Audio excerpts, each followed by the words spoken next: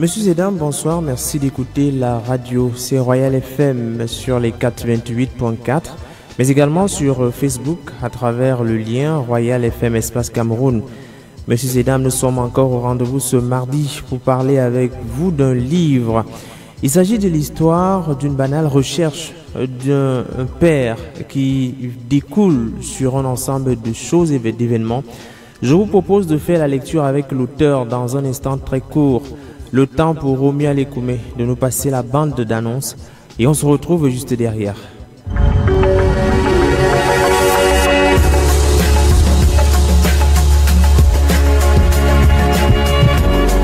On connaît les écrivains à travers leurs œuvres, mais connaît-on leur univers? Les romanciers nous entraînent dans leur fiction, mais quelle est leur vie au quotidien? Ces acteurs contemporains nous livrent un témoignage de notre temps, mais quels sont leurs sentiments? Chaque semaine, un rendez-vous, le point littéraire, mardi. 21h, 22h. C'est une émission de littérature. Toute la littérature, ici, tous les genres, sous-genres et types d'écriture se rencontrent. En 60 minutes, un livre est mis en lumière à l'effet de décrypter son contenu, en compagnie de l'auteur ainsi qu'un critique littéraire, expert ou simple lecteur.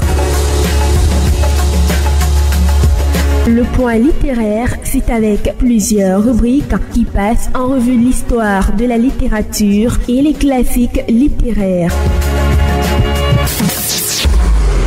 Le point littéraire, c'est à suivre tous les mardis 21h, 22h. Une émission préparée et présentée par Jean-Jacques Foucault. Le point littéraire, Jean-Jacques Foucault. Le point littéraire, la première de couverture. La première de couverture. Et en guise de première de couverture, quelques informations sur l'auteur et sur le livre Ngondeli, une affaire de Annie-Lisette Ambassa. Ngondeli est le titre du roman que vient de publier Faustin Vogo. L'ouvrage de 157 pages est paru aux éditions Ifriqiya. De couleur dominante, le blanc, à la première et à la quatrième de couverture, la une présente l'image d'une jeune fille noire dont les traits fins au visage font d'elle assurément une très belle femme. Un foulard multicolore couvre sa tête. Son buste est recouvert quant à lui par un vêtement démembré de couleur verte. Sur sa main droite, la jeune femme arbore des bracelets bleus et jaunes. Son regard est figé vers le haut, comme si elle implorait le Très-Haut. Le roman parle justement d'une jeune fille qui se lance à la recherche de son père qu'elle n'a pas connu et que sa mère a voulu cacher. La recherche de son géniteur l'amène à une profonde investigation. La jeune femme va alors visiter son village natal et plusieurs établissements publics à même de lui donner un indice. Une investigation qui va amener la jeune fille à découvrir d'autres réalités. L'auteur Faustin Vogo est professeur des universités et auteur d'une dizaine de publications scientifiques. Son premier roman, L'Otage, est publié aux éditions L'Harmattan en 2012.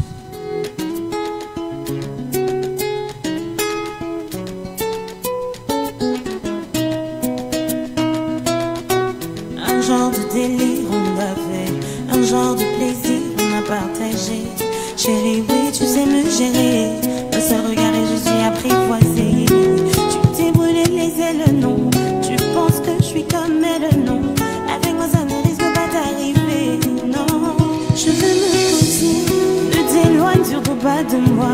Il y a quelques secondes encore, t'étais là, à me toucher ou prendre soin de moi. Et non, et sans assumer, j'ai surfé sur le net pour voir les théories qui disent comment faire pour garder l'alchimie. Parce que tous les deux, je nous imagine unis. Oh, on est du genre pour la vie. Je veux me poser, je veux me poser. Merci d'être à l'écoute de la radio. Nous sommes déjà avec l'auteur Faustin Vogo. Il nous a désormais gratifié de ce nouveau texte, Ngondeli, qui est désormais disponible. Bonsoir Faustin Vogo, ou devrais-je dire professeur Vogo? Bonsoir Jean-Jacques. Je crois qu'ici je suis Faustin Vogo, je suis auteur, je ne suis pas venu en tant qu'enseignant, je suis venu en tant que romancier. Il est vrai que je ne me définis pas beaucoup comme un écrivain, mais voilà, je suis là en tant que Faustin Vogo, auteur de Ngondele.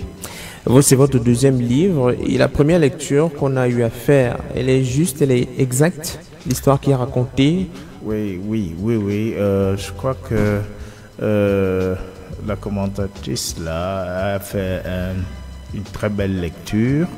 Je crois qu'elle est bien entrée en profondeur dans ce que nous avons écrit.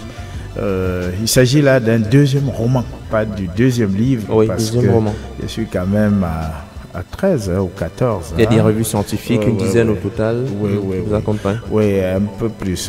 J'ai même en ce moment un grand ouvrage sur l'œuvre, la grande œuvre, gigantesque œuvre de Jacques Famdongo. Je l'ai en ce moment, elle est sous presse. Il y a donc beaucoup de travail au quotidien. Il faut dire que vous sortez quand même d'un mois assez chargé. Vous avez dû faire des voyages ici et là, toujours dans le cadre de vos activités d'enseignant ou d'enseignement.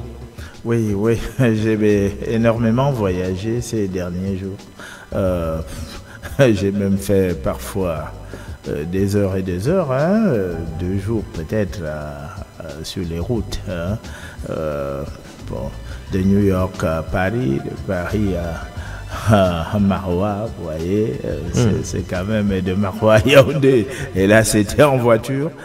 C'était pas gai du tout. Mais voilà. Il faut transmettre le savoir, donner à la jeune génération les outils nécessaires pour affronter la vie. Oui, je crois qu'on est enseignant pour cela. Et lorsqu'on a été au niveau, je suis arrivé dans l'enseignement, je crois qu'il est bon d'enseigner, quoi. Votre livre, du moins pas votre deuxième roman, parce qu'il y a déjà le premier qui est sorti. Le deuxième roman aujourd'hui, Ngondele, une histoire de jeune fille qui recherche son papa. C'est une question qui peut paraître banale, mais elle est actuelle dans notre monde en ce moment. Il faut dire qu'il y a des récentes études qui faisaient comprendre que il y a beaucoup de familles aujourd'hui monoparentales, que ce soit côté maternel ou côté paternel. C'est un sujet poignant que vous abordez là. Voilà, c'est... D'abord, je dois dire que cette histoire m'a inspiré d'une réalité. C'est pas parti de rien. C'est une histoire qui m'a été racontée. Et bon, moi je l'ai stylisé, je l'ai dramatisé. J'ai voulu que le lecteur ait du plaisir à lire cette histoire. Évidemment, il lit, il prend du plaisir, mais ce faisant, il peut se faire son idée, donc juger notre société comme il peut. C'est cela. Et il faut voir l'implantation de Ngondele dans la tradition, parce qu'elle aurait fait comme toutes les jeunes filles là, ne pas s'occuper de son identité, donc se lancer dans le mariage sans faire vraiment des recherches approfondies sur ses origines, sur les éventuelles origines de son futur mari. Donc c'est une histoire d'aujourd'hui et c'est une histoire qui devrait peut-être servir à d'autres. Vous faites vous relevez le fait que l'identité est très important. Il faut dire également que ici vous parlez de la culture qu'il faut maîtriser, qu'il faut connaître. Vous parlez d'un, je ne sais pas si c'est un clan ou alors un regroupement ou alors une tribu, les Voktekani.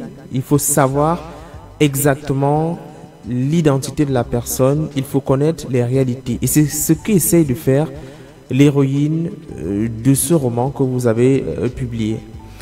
C'est bien de cela qu'il s'agit. Elle veut savoir. D'abord, elle est très imprégnée de la culture de chez elle. Et la fréquentation de ses oncles et de ses tantes fait en sorte qu'elle soit vraiment enracinée. D'ailleurs, elle raisonne toujours de cette manière-là. Il faut connaître d'où elle vient, il faut pour maîtriser le présent et bien préparer le futur. Donc, elle veut connaître, et ça, c'est une recherche extrêmement importante. Alors, vous voyez, on peut voir ça de plusieurs manières. Hein? Oui. Ça peut être donc la recherche identitaire, ça peut être pour son bien plus tard, etc. Donc, elle fait une recherche, une démarche qui l'amène de son village, du village natal de sa mère, et elle passe par plusieurs étapes, mais c'est une recherche un peu vouée à l'échec. Lorsque dans votre livre, on a bien l'impression que les noms qui sont utilisés sont bien identifiables. Ce sont des noms qu'on peut retrouver aujourd'hui dans des lieux bien précis. Vous parlez de Moaté, par exemple, pour vous reprendre. Vous parlez également de Oba. Oba, c'est-à-dire que ce sont des transpositions, enfin des appellations réelles qui existent et qui collent également à un parler local bien précis. Oui, je crois que là, c'est ma doctrine. Et c'est là, je crois, le critique littéraire qui parle en ce moment, c'est le critique littéraire qui écrit ce roman-là, je crois. Parce que notre conviction est qu'il faut se rapprocher vraiment de la réalité. Notre littérature ne doit plus être une littérature aérienne. Elle doit être très, très proche des réalités. Bon, alors, on stylise la réalité, mais il faut être vraiment proche de la réalité. Ça, c'est pour nous aider à participer au débat social. Et le débat social, ça se fait autour de nous. Donc, il est question, n'est-ce pas, d'ancrer notre discours sur tout ce qui se fait autour de nous, et cela nous fait participer, n'est-ce pas, à la transformation de notre société. Il est question absolument de dire l'importance de connaître ses racines et ses origines. Très important. Oui. Vraiment, il faut les connaître. Et le débat actuel nous amène à comprendre qu'il faut exactement peut-être enraciner davantage les populations et le peuple qui semblent aujourd'hui des soucis dans le contexte actuel, avec les cultures qui arrivent à l'extérieur. Donc, vous amenez votre contribution dans ce débat, ce vaste débat qui est actuel. Ça doit être une recherche de tout le monde, de bien connaître ses origines. Et on va se rendre compte que quand on connaît bien ses origines, le voisin n'est plus un étranger. Le voisin finit par être votre frère. Et bon, il faut vraiment le louer, parce qu'en ce moment, c'est pas le retournement, n'est-ce pas, les gens qui se recroquevillent maintenant vers le communautarisme. Non, ce n'est pas cela. Mais la recherche de ses origines. D'où est-ce qu'on est parti? Vous voyez, prenez les Etones par exemple. Lorsqu'on sait que les Etones ont traversé la Sanaga et qui se sont retrouvés ici, qu'ils ont été repoussés, hein? N'est-ce pas? Ils ont été repoussés parce qu'ils craignaient bien ce qui venait d'en haut, de l'Afrique septentrionale, qu'ils ont été repoussés et qu'on les retrouve maintenant jusqu'au sud-ouest, on les retrouve dans le littoral et tout cela. Alors, il y a de fortes chances que vous retrouviez votre famille, n'est-ce pas, dans cette affaire-là. Regardez, quand on dit Bassa, il y a le Yambassa de l'autre côté, Bassa, Yambassa de l'autre côté de la Sanaga. Tout à fait. Donc vous voyez, c'est pas des ressemblances en l'air, ça. C'est des déplacements des populations. Et alors il y a une dégradation et des langues et des coutumes et tout, ou bien une transformation. Je ne veux pas appeler ça dégradation, ou une transformation. C'est pour cela qu'on se retrouve. Et donc, si on connaît, on est à peu près sûr de retrouver sa famille, et à partir de ce moment-là, je vous assure, on est en famille, quoi. Hein? Je crois que ça peut être un facteur, n'est-ce pas, de paix, un facteur de cohésion sociale. Ngondele de Faustin Vogo n'est pas qu'une belle histoire qui est racontée, parce que l'histoire, elle est assez intéressante. Elle ne parle pas seulement de la recherche identitaire, mais également une peinture de ce qu'est nos services publics aujourd'hui. On parle parmi les étapes de Ngondele à la recherche de son père. Il y a l'état civil. Elle y va pour chercher des documents, un document officiel ou alors ne serait-ce que la souche des documents officiels qu'elle ne trouve pas. Il y a d'abord la désinvolture dans ce lieu. Les gens ne sont pas vraiment prompts à travailler. Ils sont plus en train au divertissement ou alors ils sont plutôt très relax, si je peux m'exprimer ainsi. Les gens ne travaillent pas forcément par volonté, mais peut-être par que faire au regard de ce qui est dit dans le livre. C'est malheureusement ce que nous vivons dans nos services publics.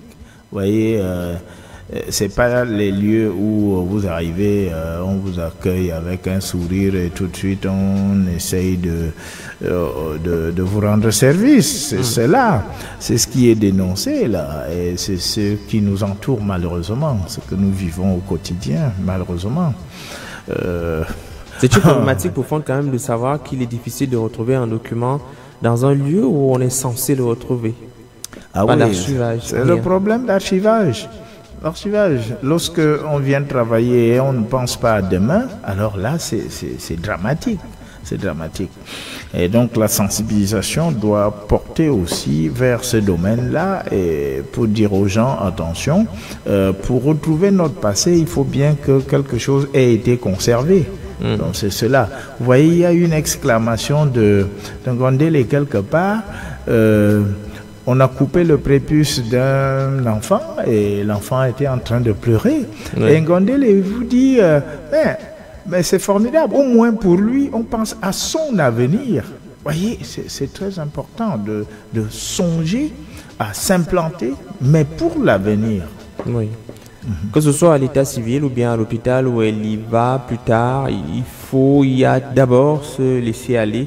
Là-bas, dans le service hospitalier, on peut bien voir le manque d'engouement ou alors le traitement des patients de manière plus ou moins approximative. On ne s'intéresse pas aux malades qui arrivent ou aux blessés. Le personnel soignant arrive en retard. Voilà encore un autre problème que vous soulevez dans votre livre. Ben, c'est malheureusement ce qui se vit. Bon, même si on reconnaît ici et là des efforts qui sont faits, mais la sensibilisation doit se poursuivre. Une vie, c'est quelque chose d'extrêmement délicat. Donc il faut vraiment prendre soin. Et là, nous décrivons des scènes. Je peux vous assurer que la scène là à l'hôpital, n'en déplaise à nos amis infirmiers, médecins et tout, la scène à l'hôpital est une scène vécue. Bon, elle est stylisée comme vous voyez, mais c'est une scène vécue. Et je viens de dire que un écrivain n'écrit pas au hasard. Il y a des choses qu'il a vécues autour de lui. Tout à fait. Et qu'il met donc comme ça par écrit. Voilà. Donc moi je crois que des écrits comme cela, c'est pour faire prendre conscience. Il faut que les gens prennent conscience du sérieux qu'il y a à apporter à tout ce qu'on fait. Tout à fait. Il y a un malade qui perd sa vie devant le regard d'une infirmière qui n'a pas le matériel nécessaire, devant d'autres patients qui attendent jusqu'après 9 heures que le médecin débarque. C'est quand même des réalités et aujourd'hui on essaye de prendre des mesures. Le ministère de la Santé notamment a essayé de prendre des mesures. Récemment, il y a dans l'actualité un jeune élève du lycée à Daïdo qui a perdu la vie parce qu'il n'a pas reçu les soins adéquats au bon moment. Donc, peut-être à travers ce livre, on pourra voir une interpellation à l'endroit du personnel soignant et autres. Oui, il faut savoir que un roman, c'est deux choses, le plaisir et le profit. Le plaisir, je ne fais que le répéter, le plaisir c'est lorsqu'on lit une histoire, elle est intéressante comme celle-ci, elle est intéressante, bon on veut suivre Ngondele, parviendra-t-elle à retrouver son père? Il y a un plaisir à la suivre.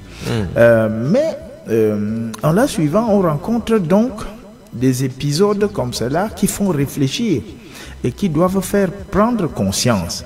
Si on est médecin, par exemple, on se dit, oh, voilà un mort qu'on nous désigne ici, on nous montre là un mort, mais il ne faut pas que ça arrive dans mes services, quand même. Et si on est à l'état civil, on va se dire, mais tiens, il faut prendre soin des archives. Hein? C'est comme cela. Et puis, ou bien si on va à l'église, il faut que l'homme d'église nous enseigne à rentrer dans la spiritualité, n'est-ce pas? Qu'il ne soit pas là pour se remplir les poches. Voyez? Donc, c'est ça, c'est ces deux choses-là qu'on doit pouvoir retrouver dans la littérature. Et nous essayons, lorsque nous écrivons, nous essayons de donner du plaisir d'abord, mais si vous pouvez y prendre quelque chose dans votre vie qui va faire en sorte que vous amélioriez votre vie ou bien la vie des autres, ah, ça c'est formidable alors. Somebody said you got a new friend.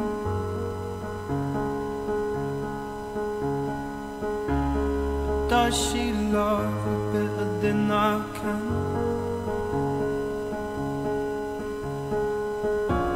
And yeah, I know it's stupid, but I just gotta see it for myself.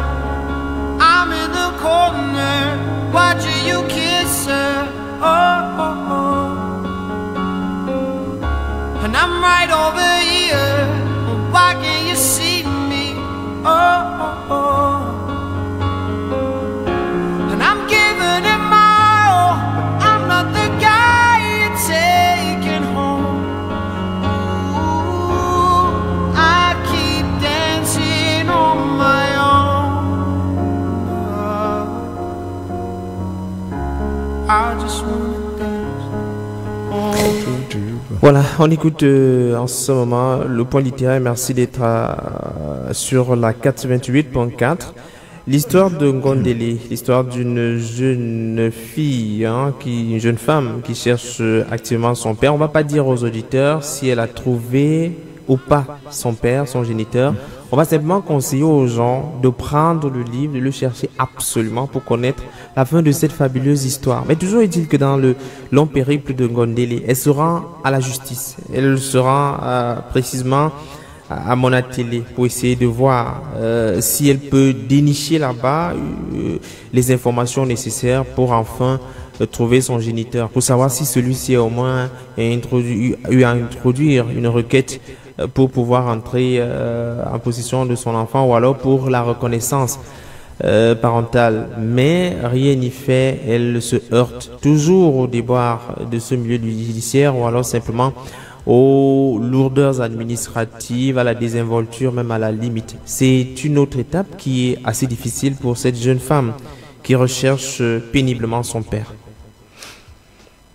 Ben oui, lorsque on est à la recherche de la paternité, on peut être amené à aller voir s'il y a eu une demande en reconnaissance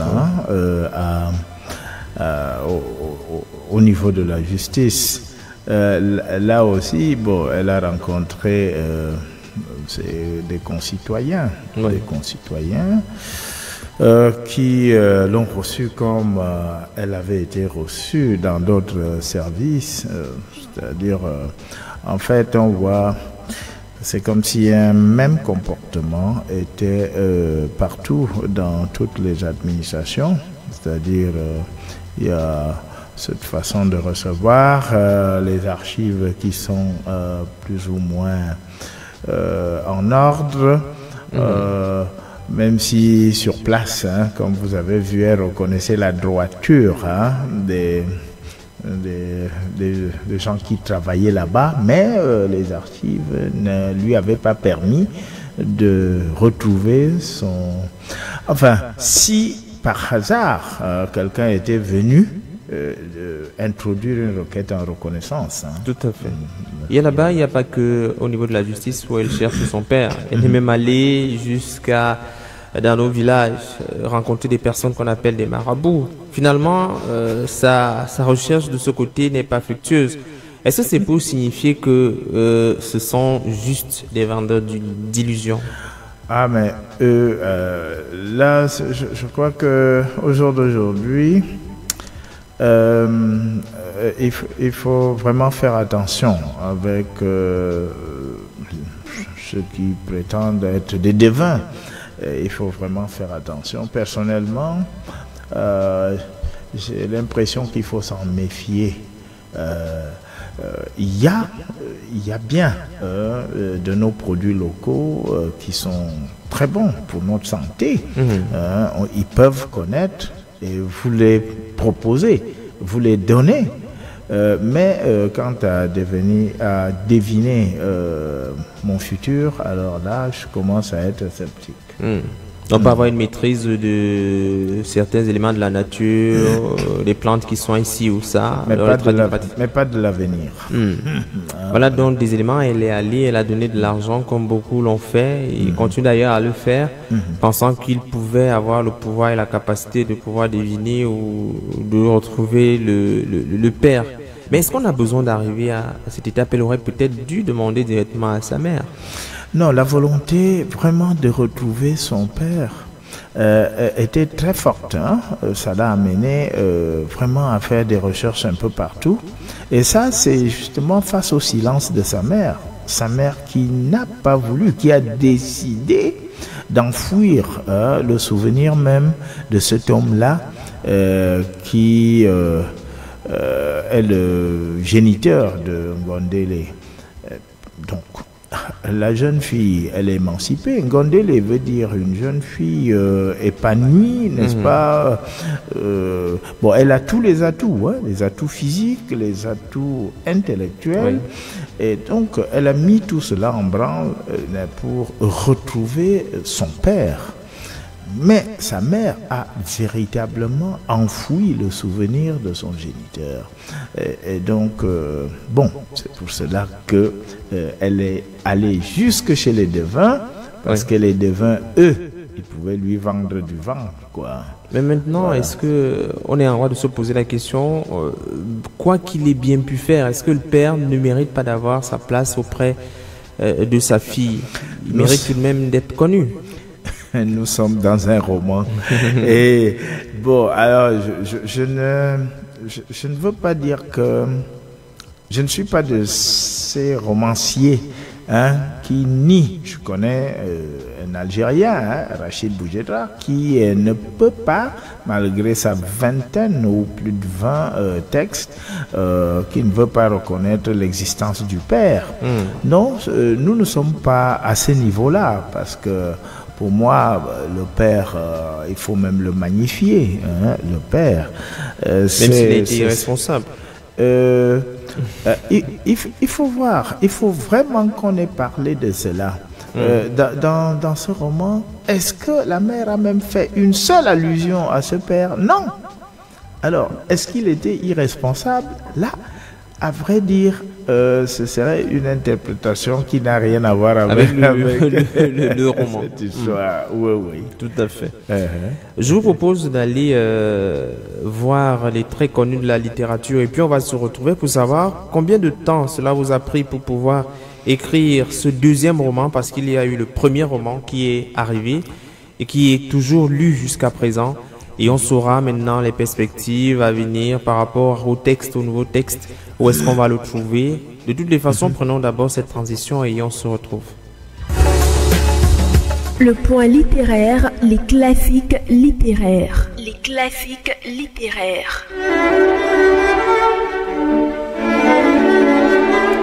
Tous les mardis soirs, on va dans une bibliothèque de la place pour rechercher un trait connu de la littérature et c'est Hassan Assalissou qui signe cet élément.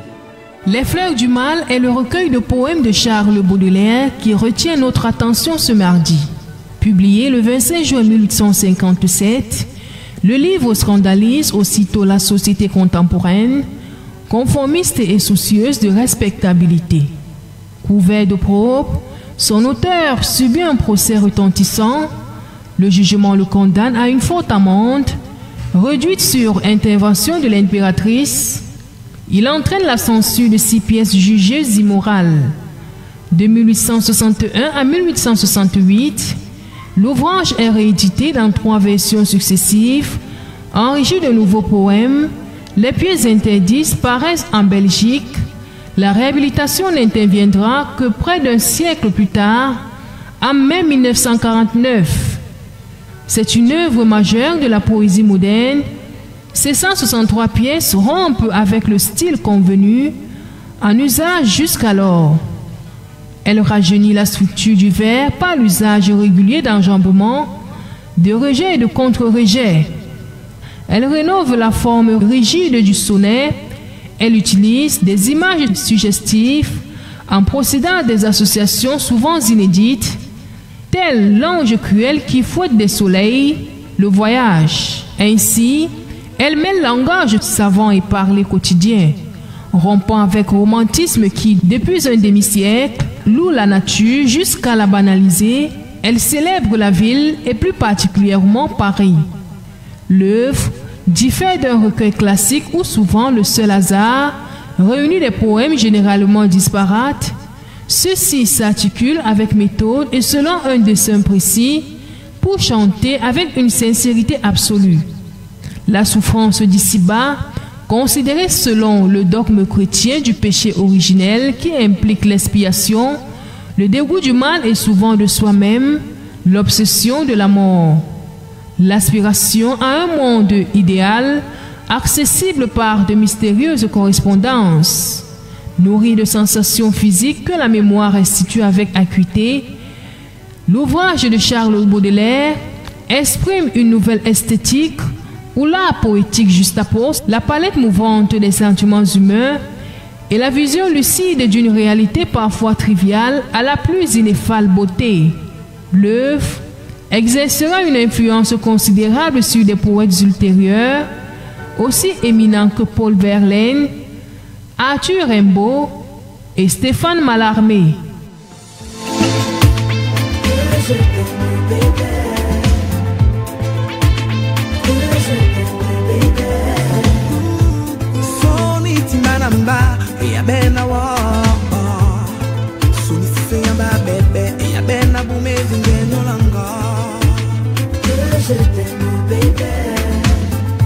Je ferai tout et tout prouver que tu es la seule que j'aime. T'es la seule que je désire. Coucou, t'es la seule que je préfère. Baby, mon amour. La main de Belembi avec Colongone na makom. Pulangwe ya babombale. Na unde na tozino. Amujamiru bemba. Au cours de la nuit, nous sommes en compagnie de Faustin Vogo qui nous présente son deuxième roman, Ngondele, après le premier. Il était déjà ici il y a quand même quelques mois et ça nous fait plaisir de le recevoir à nouveau parce que chaque fois qu'on a eu à prendre contact avec ces textes, ils sont riches en enseignement. Une belle histoire est toujours contée et surtout la façon dont elle est racontée vous permet d'abord de prendre du plaisir en lisant tout en cherchant à côté les contours autour du livre. Faustin Vogo, je suis sûr que les auditeurs qui auront l'opportunité de lire votre livre plus tard vont vous remercier d'avoir fait un travail aussi fabuleux. Ça vous a pris combien de temps pour élaborer un tel texte? Oui, bon, pour le premier roman, dont je parlais de 40 à 45 jours, parce que c'était un temps que je maîtrisais. Mais pour celui-ci, justement, j'étais aussi, comme avec le premier, dans l'attente de la publication d'un livre, un vrai livre. Et tant que je n'ai pas mis entre les mains du public ce que j'ai écrit, je m'embête, je m'ennuie. Et alors c'est en cette période-là que cette histoire m'a été contée parce que c'était une histoire qu'on venait me raconter. Et puis moi j'ai dit, est-ce que je peux styliser et mettre ça en roman? On dit, ah oui, parce qu'un Ngondele existe. Ngondele, c'est une jeune fille vivante, elle est là, elle existe. mais ça s'appelle Pangondele. Et bon, j'ai juste mis ça en texte intéressant comme cela. Bon, donc, oui. Bon, alors, j'ai écrit donc en combien de temps? Ben, ça a été assez rapide de toute façon. Hein. Vraiment, ça a été très rapide. Parce que l'histoire était là dans ma tête. Et puis, bon, ben, je l'ai couché sur du papier. Non, je ne pense pas avoir passé plus d'un mois à écrire. Je ne sais pas, mais je ne peux pas vous dire avec précision, puisqu'il y a eu d'abord des loupés avant la dernière parution. Cette fois-ci, Ifriqiya, une maison d'édition camerounaise. Oui, c'est un choix. Oui, délibéré. Oui. Délibéré, hein. Il faut publier chez nous. Bon, le premier roman, comme vous l'avez remarqué, j'avais donné à un éditeur, je savais même pas que ce serait valable parce que moi, j'avais écrit avec beaucoup de fantaisie et hop, un éditeur l'avait accepté et bon, c'est vrai que après ça a accaparé la critique universitaire qui s'y est retrouvée. Ouais. Et bon, alors, mais pour celui-ci, j'ai dit non, je reviens chez nous. Il y a des éditeurs chez nous. Et effectivement, lorsque j'ai proposé à Ifriqiya, c'était des cris de joie au téléphone pour me dire oui, bon, on va publier. Et bon, Ifriqiya a pris le soin de publier. Voilà, j'ai ce produit entre les mains. Oui, en tout cas satisfait de votre travail en interne d'abord, au-delà de la première de couverture et le reste. Est-ce que s'il fallait encore modifier certains aspects du livre ou ajouter quelques éléments? Non, je n'ajouterai rien. Je vais vous dire, lorsqu'on a une œuvre comme celle-là, elle est complète, hein. Elle est complète. La suite de l'histoire, les gens vont aller chercher, les gens peuvent... C'est ça le roman. Hein, il crée des appétits, n'est-ce pas? Maintenant, vous-même, vous allez par la suite, hein, si vous voulez vous compléter, si vous voulez vous écrivez aussi, si vous voulez, etc. C'est complètement ouvert. En fait, lorsqu'on a un livre entre les mains, c'est une entité, donc c'est bien complet là. Ça c'est. Un jour, j'entendais quelqu'un dire à Basek Bakobio demander mais où est la suite de Sango Malo? Bon, alors, comme moi je suis enseignant, et je suis allé très vite et j'ai dit, pendant que Basek Bakobio souriait, moi je suis allé très vite pour dire à celui qui lui posait la question, pour lui dire que mais non, il faut savoir que c'est une œuvre complète qu'il a produite là, donc c'est fini. Ouais. Donc maintenant c'est à nous de la poursuivre ou à lui-même librement, mais on ne peut pas lui demander pourquoi tu n'as pas avancé, pourquoi tu n'as pas avancé. Non, ce qu'il y a là suffit. La critique doit pouvoir tourner autour de tout cela. Maintenant, pour le reste, chacun est libre. Comme c'est une œuvre d'imagination, de la poursuivre lui-même. Le livre est désormais disponible, tout le monde peut l'avoir partout. Le choix de l'illustration, parce que il faut dire que la première de couverture interpelle. Elle interpelle véritablement le choix des couleurs. Je dois avouer, et je crois que je ne... C'est pas un secret, je crois. On doit pouvoir dire ce genre de choses.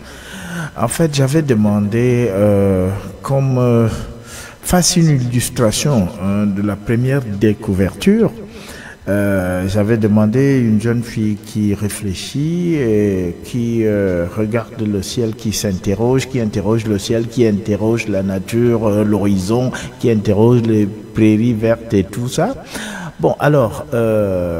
une jeune fille du lycée de Kolndongo, je peux donner son nom, hein, mais je crois qu'elle ne sera pas offusquée. Elle s'appelle Yves Muriel Akono, qui a une main très... Elle est encore toute jeune, mais elle dessine des choses extraordinaires. C'est elle qui a proposé l'illustration de couverture et qui cadrait très bien avec ce que je voulais. Et tout de suite, nous l'avons adopté. L'éditeur même a applaudi. Et donc, voilà comment on se retrouve avec une illustration. Elle est d'origine, hein, telle que vous voyez, quelque chose de formidable. C'est vrai que dans ce deuxième roman, on se serait attendu à voir toujours comme la première fois, hein, avec l'otage, quelques jongleries, une histoire qui est contée, une partie ici, une autre là-bas, pour pousser le lecteur à lire. Pourquoi est-ce que cette fois-ci, on choisit d'aller étape après étape, chapitre, de manière chronologique? Pourquoi cette fois-ci, on a choisi ce... Non, pour le premier roman, j'avais délibérément voulu perdre le lecteur. J'ai dit, je prends le lecteur pour quelqu'un d'intelligent.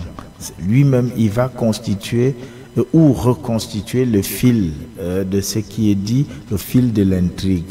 Et ça, les universitaires hein, l'ont vraiment superbement compris. Et ils ont retrouvé le fil et c'est ça qui les a accaparés. Mais ici, bon, nous sommes allés de manière tout à fait linéaire. Hein. La recherche, elle est par étapes et on peut trouver des repères topographiques. On peut les retrouver. On peut retrouver le chemin parcouru par cette jeune fille jusqu'à la fin du livre. Tout à fait. Dans le livre également, le roman, on a des faits historiques qu'on peut repérer de temps à autre. Vous parlez de politique, des années de Brest ici et là, vous parlez de l'opinion, vous parlez... Bref, ce livre a presque tout. Vous touchez à tous les aspects de la vie actuelle. Vous parlez des faits qui sont similaires à ceux qui se déroulent en ce moment bien précis. Vous essayez absolument de coller à la réalité. Mais c'est une jeune fille née en 92. Elle est née en 92. Donc, depuis 92 jusqu'à aujourd'hui, les événements qui se précipitent, qui se repoussent, qui s'enchaînent, etc. Et donc, elle est de ce monde-ci. Elle ne peut pas parler de quelque chose qui se serait passé longtemps avant sa naissance. Elle est née en 92 et elle cherche donc. L'histoire lui apprend qu'en 92, le Cameroun bougeait un tout petit peu. Et donc, est-ce que c'est cela qui fait en sorte qu'on ne retrouve pas ces documents? Bon, elle a fait de la recherche et il faut voir qu'elle est formée et qu'elle est universitaire. Enfin, non, étudiante. Voilà, pour être plus précis. Tout à fait. Qu'est-ce qu'il faut et qui doit retenir quoi dans le roman qui est proposé? Qui doit retenir quoi et à qui il s'adresse précisément? Ah ben, il s'adresse à nous tous, hein, puisqu'il a passé en revue tous les acteurs de la société africaine. Hein, donc il s'adresse à tout le monde, que l'on soit de l'église, que l'on soit des médias, on en a parlé, que l'on soit dans l'agriculture, on va parler de vous, que l'on soit fonctionnaire derrière les bureaux, justice, santé. Bon. Donc c'est un livre qui s'adresse à tout le monde. Pourquoi? Parce que la recherche menée par Ngondele est une recherche qui doit interpeller tout le monde. D'où venons-nous? Où allons-nous? Où sont nos racines? Quelles sont nos racines et qu'est-ce que nous devons en faire? Ça, c'est une recherche qui interpelle tout le monde en Afrique et particulièrement même au Cameroun, un pays qui a une énorme diversité de cultures, de langues, de personnes, etc. Tous ceux qui nous écoutent en ce moment veulent bien savoir comment faire pour lire ce roman de Faustin Vogo. Où est-ce qu'on le trouve? Je crois que Ifriqiya a mis toute une politique de diffusion de ce livre-là. Ifriqiya dépose ce roman. Moi, je l'ai trouvé à Maroua, dans une librairie là-bas. Je l'ai trouvé aussi entre les mains du représentant d'Ifriqiya à l'université de Maroua. Donc, c'est un livre qui doit être dans les librairies. La diffusion, en tout cas, est assurée par Ifriqiya. C'est un livre que moi je vous conseille, messieurs et dames, Ngondele de Faustin Vogo. Avant de passer à la dernière partie, je vous propose de souffler un tout petit peu en musique et puis on va revenir maintenant pour parler des perspectives.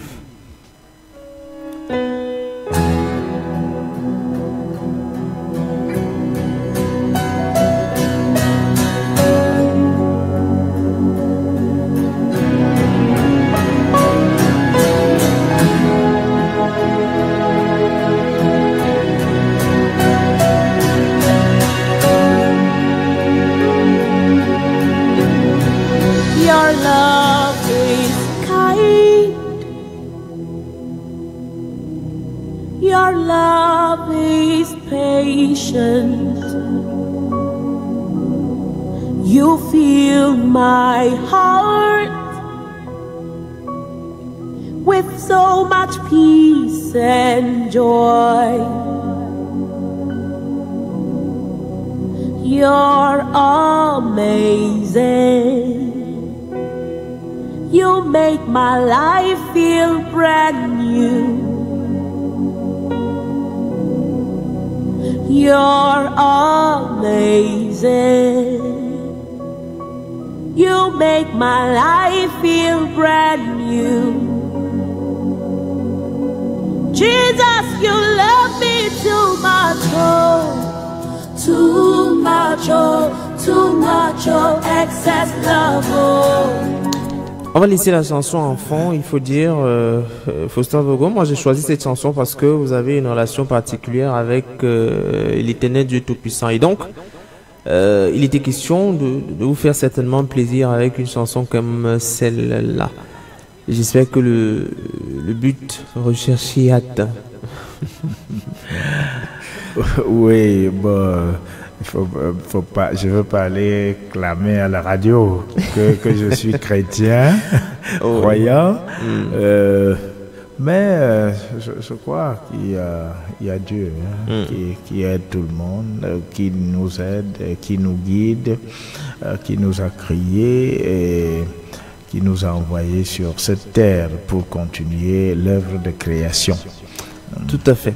Et maintenant, s'il y avait un ou deux aspects qu'il faut absolument soulever sur ce livre, qu'on n'a pas malheureusement eu à prononcer ici. Ben, je sais pas. Peut-être que vos auditeurs, les auditeurs de Royal FM, vont certainement aller à la recherche de ce livre et qu'ils vont y trouver beaucoup de choses.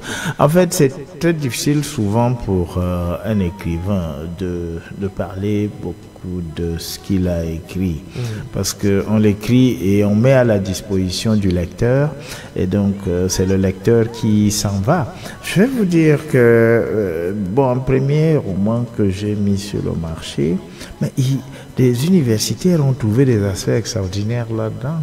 Oui. Et je disais, mais oui, ils ont raison, mais moi-même, je ne voyais pas ces aspects-là. Bon, j'ai écrit étant dans une autre disposition, et puis ils ont ressorti des aspects vraiment incroyables en utilisant des outils d'analyse qui leur sont propres, et c'était formidable. Donc, je suis pas sûr que dans le cadre d'une discussion que nous avons comme celle-ci, je puisse ressortir tout ce que on a voulu dire, parce que il y a des choses que notre inconscient révèle là-dedans sans qu'on se rende compte. On peut être gêné par une situation et puis on la ressort peut-être dans l'art, je sais pas. Tout à fait. Donc, je ne crois pas que nous ayons épuisé tout ce qu'il y a dans ce livre. Certainement, ils pourront dénicher tous les secrets en lisant directement le texte. Maintenant, après Ngondele, du moins après l'otage, Ngondele, ensuite, maintenant, y a-t-il d'autres livres qui se préparent, d'autres romans qui se préparent au niveau de la maison? Oui, quelqu'un m'a dit vous avez passé beaucoup de temps avant de publier encore un roman. Je lui ai répondu tout simplement que, pour être honnête, je ne pensais pas aux romans, aux œuvres de fiction. Je pensais plus à ce qui était à l'intérêt, quoi.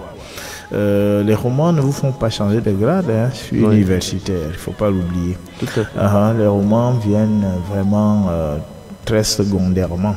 Donc, c'est pour cela que jusque-là j'appuyais sur ma formation de critique littéraire et donc j'écrivais des ouvrages critiques et ça c'est ce qu'on nous demande beaucoup plus à l'université. Maintenant, les œuvres de créativité, les œuvres d'imagination comme les romans peuvent donc venir et c'est pour cela que je pu affirmer donc à celui qui m'interrogeait que j'étais à même de lui dire que très vite il va y avoir autre chose parce que j'ai déjà commencé une idée qui m'est venue comme ça en voyageant entre Maroua et Yaoundé en 28 heures et l'idée ne manque pas en ce moment-là. Oui. Et donc je crois que très bientôt on aura quelque chose. Toujours un roman ou alors une pièce de théâtre ou un recueil de poèmes peut-être un jour? Non, j'ai déjà un recueil de poèmes, hein. On n'en a pas parlé, j'ai déjà un recueil de poèmes, mais j'ai l'impression que on lit plus facilement le roman parce que la poésie étant une autre manière de dire les choses, n'est-ce pas? Elle peut rendre un tout petit peu hermétique le message. Donc, j'aime bien le roman, parce que le roman, j'ai l'impression qu'avec ça, je donne vraiment beaucoup plus de plaisir. Je me suis pas essayé dans la dramaturgie, je n'ai pas essayé d'écrire des pièces de théâtre. Mais lorsque vous me posez la question comme cela, je regarde Ngondele et je me dis, mais Ngondele pouvait même être une pièce de théâtre. Tout à fait. Oui, ça pouvait être. Les rôles sont jouables facilement. J'ai même pensé à un moment que si je pouvais contacter quelqu'un, il pourrait mettre très facilement Ngondele en scène. Tout à fait. Oui, parce que les lieux sont... Bon, c'est vrai qu'il y a plusieurs lieux. Et pour un classique comme moi, où on parlait d'unité de lieu, d'unité d'action, etc. Bon, mais ça on a libéralisé tout cela et maintenant, on peut changer de lieu, changer de décor. Mais les personnages, il y a déjà le personnage principal, Ngondele est avec son ami Ngonimanga, avec qui elle fait cette recherche.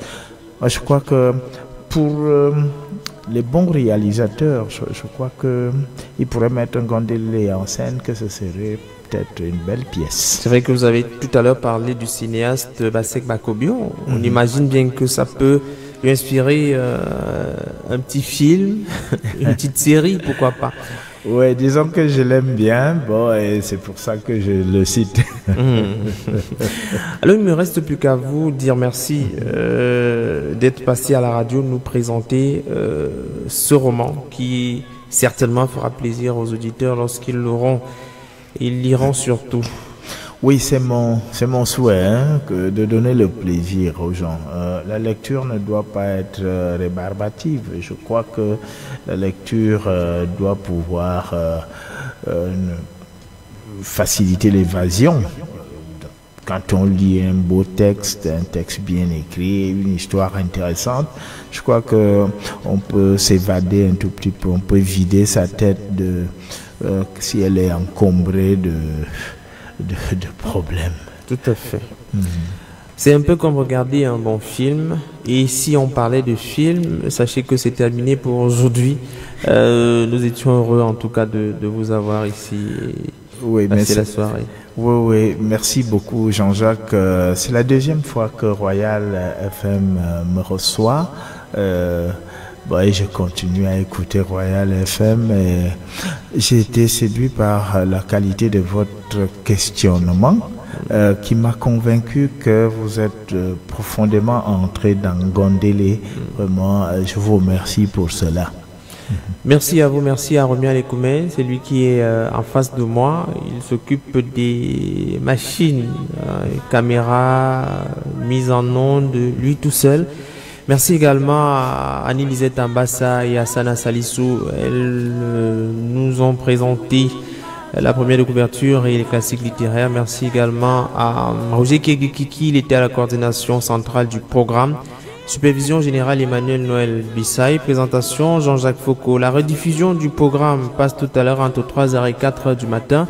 Vous pouvez passer également sur la page Facebook de la radio. Vous tapez simplement Royal FM Espace Cameroun et vous allez tomber sur l'émission Le Point Littéraire.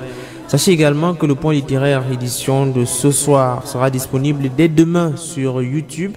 Vous pourrez également aller regarder l'émission si vous avez manqué le début. Pour le direct, on dit mardi prochain. Messieurs et dames, bonne soirée à vous et restez Royal FM. Your love is kind. Your love is patient. You fill my heart with so much peace and joy. You're amazing.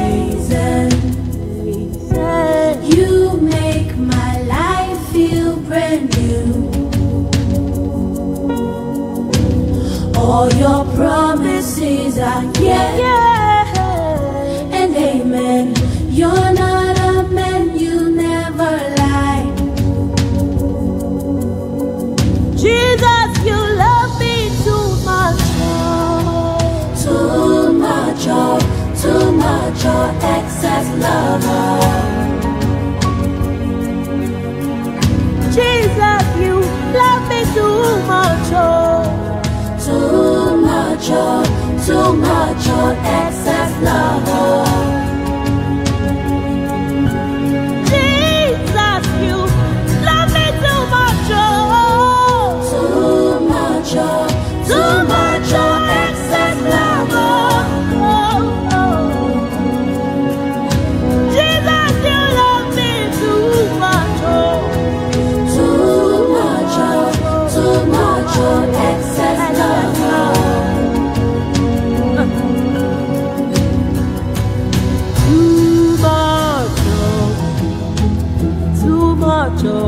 Too much, excess love. Your love for me too